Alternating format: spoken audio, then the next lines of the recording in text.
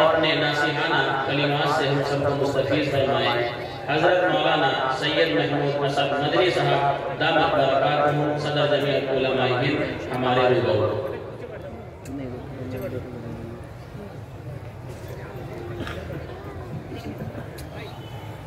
الحمد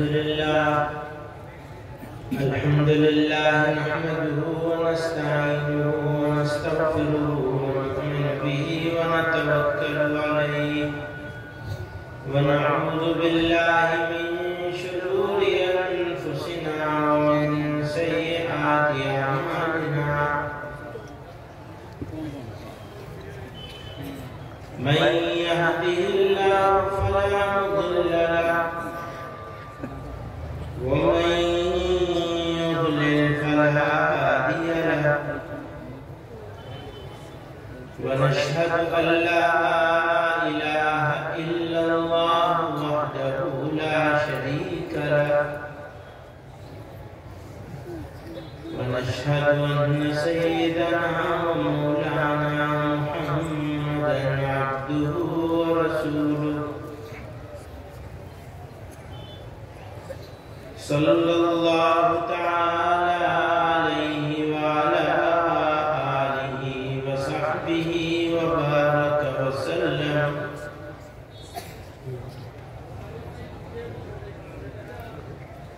بزرگوں، بھائیوں، طلباء عزیز اور معزز علماء کرام،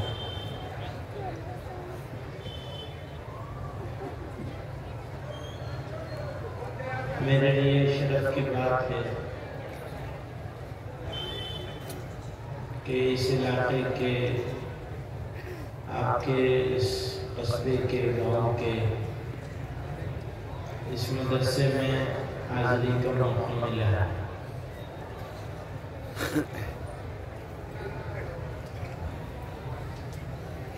یہاں ہمارا پہلے بھی 2-3 مرتبہ حاضر ہونا ہوا، حاضری ہوئی ہے،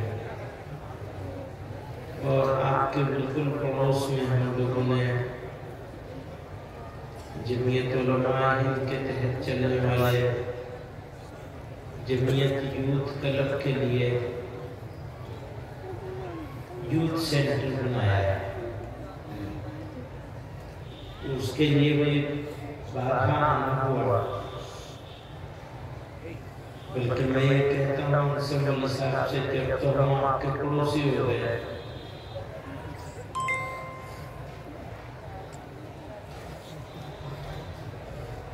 بزرگوں اور دوستوں، اللہ تعالیٰ نے ہم کو انسان بنایا، اشرف المخلوقات بنا کر پیدا کیا، پھر انسان بھی ایسا بنایا کہ کوئی کمی نہیں چھوڑی، دیکھنے کے لیے آنکھیں، سننے کے لیے کان، بولنے کے لیے زبان، دل، دماغ، جگر، معدہ، غرض جسم میں اتنی نعمتیں دیں جن کو ہم گن نہیں سکتے۔ لوگوں کو جو بڑے بڑے سائنٹسٹ ہیں، میڈیکل سائنٹسٹ ہیں، ڈاکٹر ہیں، انہیں یہ نہیں معلوم کہ دماغ کیسے کام کرتا ہے۔ صرف 15%، 17% تک پہنچے، باقی 85% یا 83% ان کو نہیں معلوم، کبھی بھی نہیں معلوم کر پائیں گے۔ اس لیے کہ اللہ تعالیٰ نے ارشاد فرمایا وَإِن تَعُدُّوا نِعْمَتَ اللَّهِ لَا تُحْصُوهَا، اگر تم اللہ تعالیٰ کی نعمتوں کی گنتی کرنا چاہو تو تم نہیں کر سکتے۔ اللہ نے اعلان فرما دیا ہے کہ تم نعمتوں کی گنتی نہیں کر سکتے۔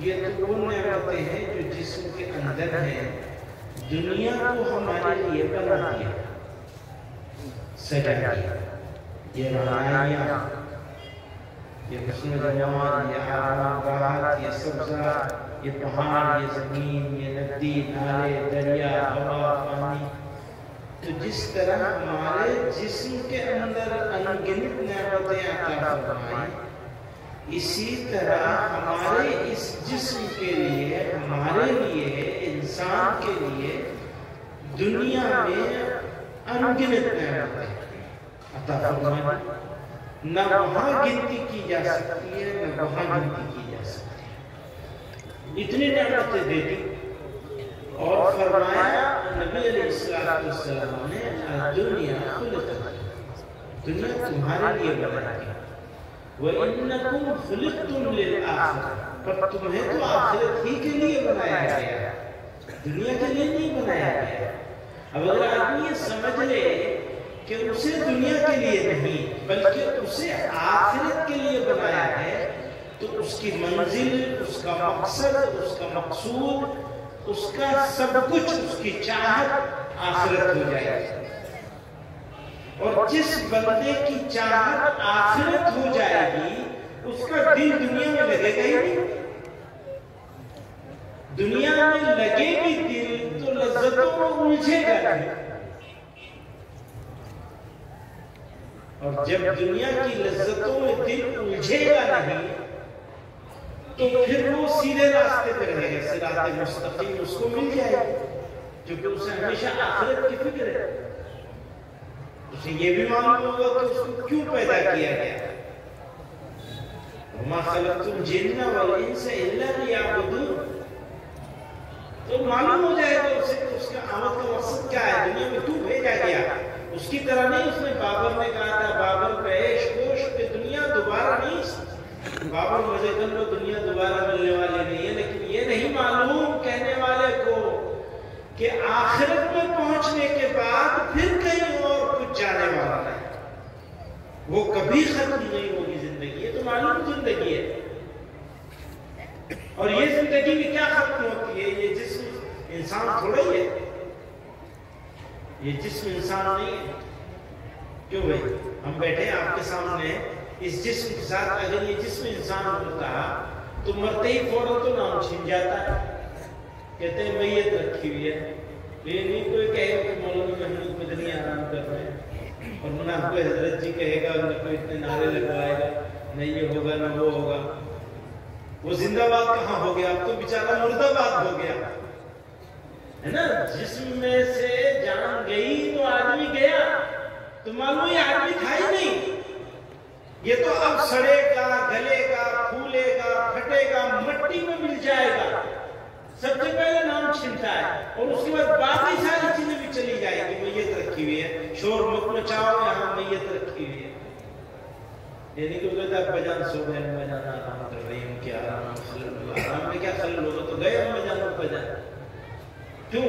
اس لیے کہ اصلی انسان تو روح ہے، انسان ہے ہی نہیں وہ، جسم کہاں سے انسان ہو جائے گا، انسان تو روح ہے، اس کو اس عالم سے دوسرے عالم میں منتقل کر دیا جائے گا، کہتے ہیں انتقال ہوگا، یعنی ٹرانسفر کر دیا جائے گا۔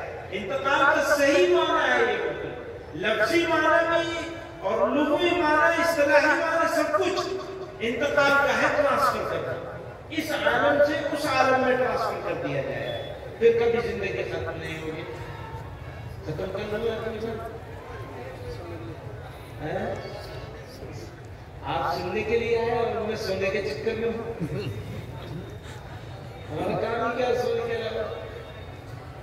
تو اس عالم سے اس عالم میں منتقل کر دیا جائے گا۔ وہ کون ہے؟ وہ روح، جسم انسان نہیں ہے۔ دھوکے میں ہیں ہم لوگ، جسم کے پیچھے پڑے ہوئے، روح کو بھول گئے، جو اصلی انسان ہے اس کو بھول گئے۔ روحانی بیماریوں کے علاج سے، جسمانی بیماری سے زیادہ موت آئے گی، روحانی بیماری سے آخرت خراب ہو جائے گی، اور پھر روحانی بیماریاں انسان کو دنیا میں بھی ذلیل کرتی ہیں۔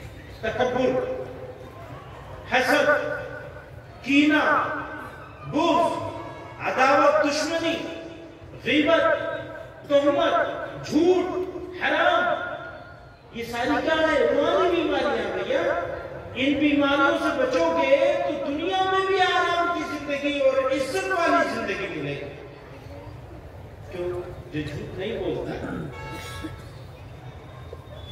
پروردگار عالم نے یہ نظام بنایا ہے کہ اگر وہ مسلمان نہیں بھی ہے اور جھوٹ نہیں بولتا تو اسے دنیا میں عزت مل جاتی ہے. اگر ایمان والا ہے تو دنیا میں بھی عزت ملے گی اور آخرت میں بھی عزت ملے گی اگر جھوٹ نہیں بولتا ہے. اگر حسد نہیں کرتا ہے تو اپنی آنکھ میں نہیں جلے گا. وہ حسد کرنے والا، حسد کرنے کا مطلب سمجھتے ہو جلنے والا، دوسرے کی اچھائی دیکھ کر دل میں کڑھنے والا، اس کا دل جلنے لگتا ہے. حضرت علی کرم اللہ وجہہ نے فرمایا وہ اپنی آنکھ میں خود ہی جلتا رہتا. اب اس کے بعد وہ حسد کی وجہ سے جناب وہ غیبتیں شروع کرتا ہے اور فلاں کام کرتا ہے، جھوٹے الزام لگاتا ہے، تہمتیں لگاتا ہے، طنز کرتا ہے، جس کو کہتے ہیں ٹونٹ کرنا ہمارے یہاں کی زبان. آپ نے دیکھا کوئی لوگ بلا وجہ ٹونٹ کرتے ہیں. وہ بیچارے کے دل میں آگ لگی ہوئی ہے، وہ آگ بجھے گی نہیں، وہ جلتی رہے گی، خود کی صحت بھی برباد ہوگی اور غیبت میں اور دنیا بھر کی برائیوں میں مبتلا ہوتا ہے. تو ہمیں الحمدللہ اللہ کا شکر ہے شعبان کا مہینہ مل گیا، رمضان کی آمد ہے، موقع ہے، یہ عظیم الشان سنہرا موقع ہے کہ ہم رمضان کی تیاری شروع کر دیں ابھی سے. ورنہ تو اسٹیشن پہ کھڑے رہ جائیں گے، ٹرین نکل جائے گی. بھیا رمضان کی تیاری شعبان سے شروع کرنی ہے، ورنہ ایسے آدھا ادھورا بے فکری کا رمضان گزرے گا. ابھی سے رمضان کے استقبال کی تیاری شروع کرو.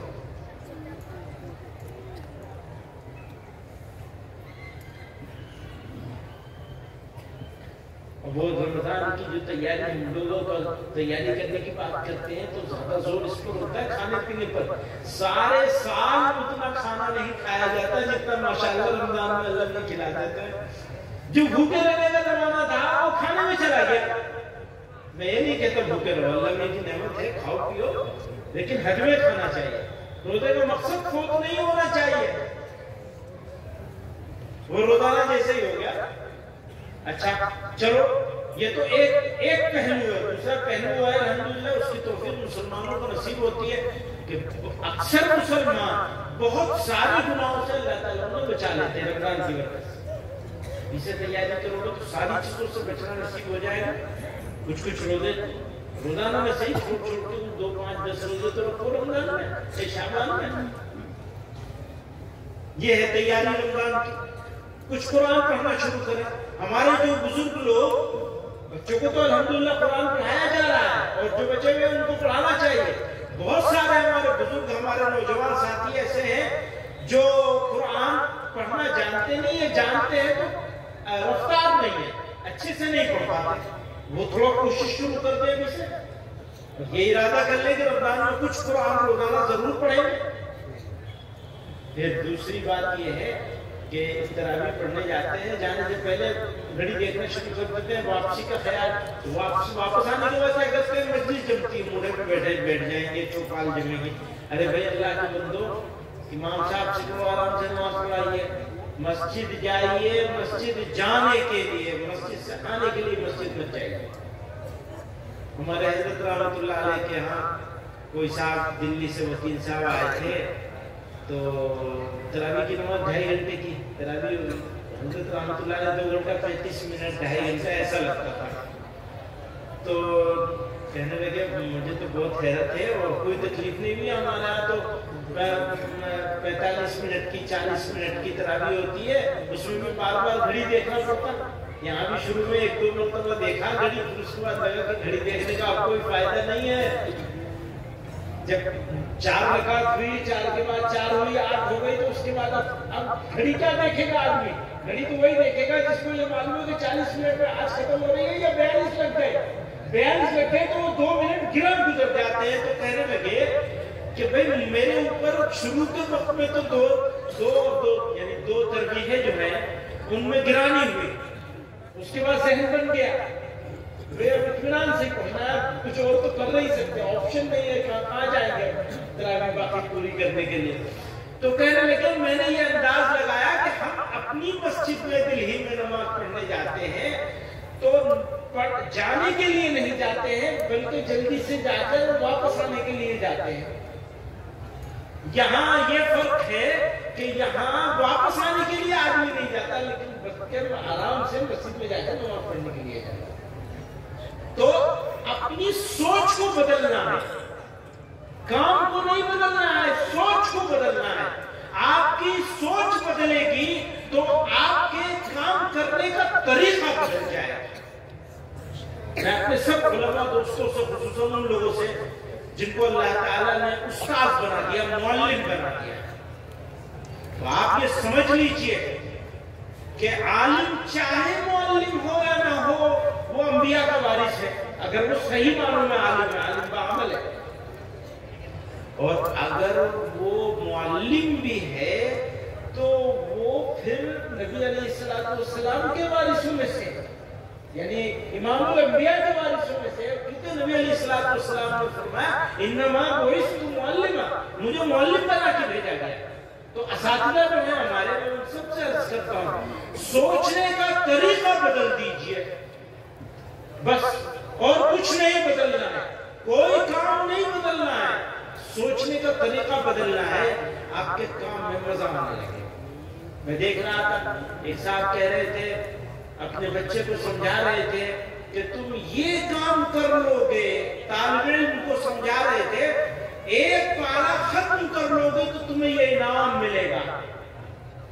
سننے والے نے یہ کہا سامنے سے, مولوی صاحب آپ ان بچے کو ابھی سے لالچی بنا رہے ہیں, یہ قرآن کا ایک پارہ تو جلدی سے ختم کر لے گا لیکن قرآن کی لذت سے محروم ہو جائے گا.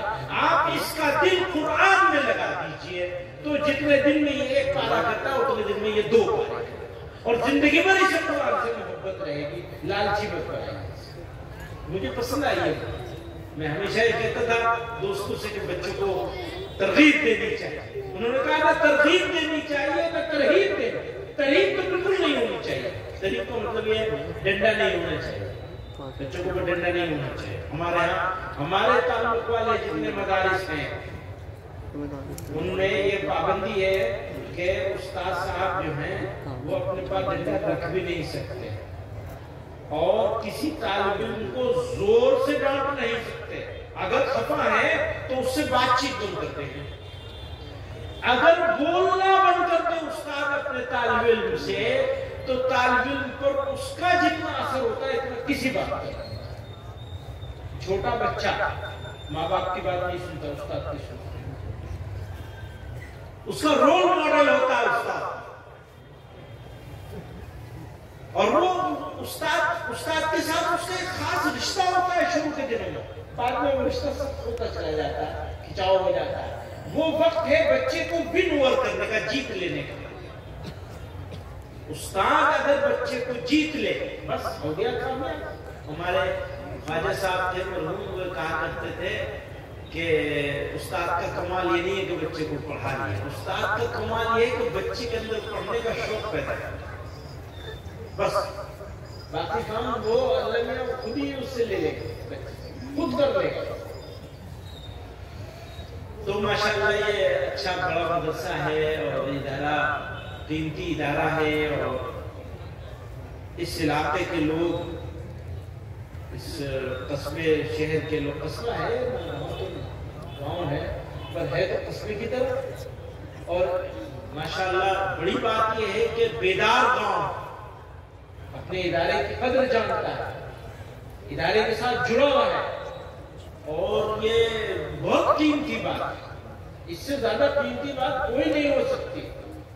جڑے ہوئے ہیں, اپنے بچے بھی ہیں اور ادارے کی ذمہ داری بھی اٹھا رکھی ہے اس علاقے میں ماشاءاللہ. تو اللہ تعالیٰ آپ لوگوں کو خوب ہدایت خیر دے, آپ کے نسلوں کی ایمان کی حفاظت فرمائے, اور بچوں کو بہترین عالم بنائے, باعمل بنائے, حافظ بنائے, حافظ قرآن بھی بنایا, عامل قرآن بھی بنایا ماشاءاللہ. اور ہم لوگوں کو بھی صحیح طرح سے کام کرنے کی, سب ساتھیوں کو, اس سے ادارے سے جڑے ہوئے لوگوں کو, چاہے مدرسے کا ادارہ ہو, چاہے یوتھ کلب کا ادارہ ہو, چاہے جمعیت علماء ہو, سب کو اللہ تعالیٰ ہم سب لوگوں کو اخلاص کے ساتھ کام کرنے کی توفیق عطا فرمائے.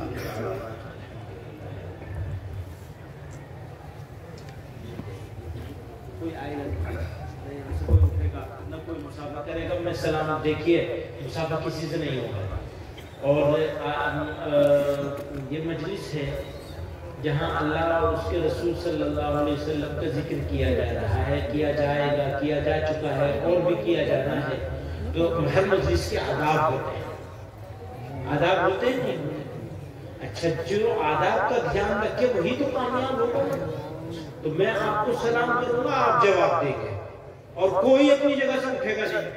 آپ اسٹیج والے بھی سب لوگ بیٹھ جائیں, تشریف رکھیں. میں جاؤں گا سلام کر کے جاؤں گا, کسی سے مسافہ نہیں, تشریف رکھیں. سب لوگ بیٹھ جائیں, سب لوگ. آپ بھی تشریف, آپ بھی نہیں جائیں. ہو گیا آپ کا رشتہ بس یہی تک, اس سے آگے نہیں. ٹھیک ہے نا. آپ بچے لوگ بھی کوئی نہیں اٹھیں گے. ٹھیک ہے, وعدہ ہے آپ لوگوں کو. مجلس جلسہ ایسے ہی چلے گا, چلتا رہے گا نا. آج تو دنیا ایسی ہی چلتی ہے. آج آپ دکھا دیں گے اپنے اس جلسے سے, دنیا ایسی ہی چلتی ہے.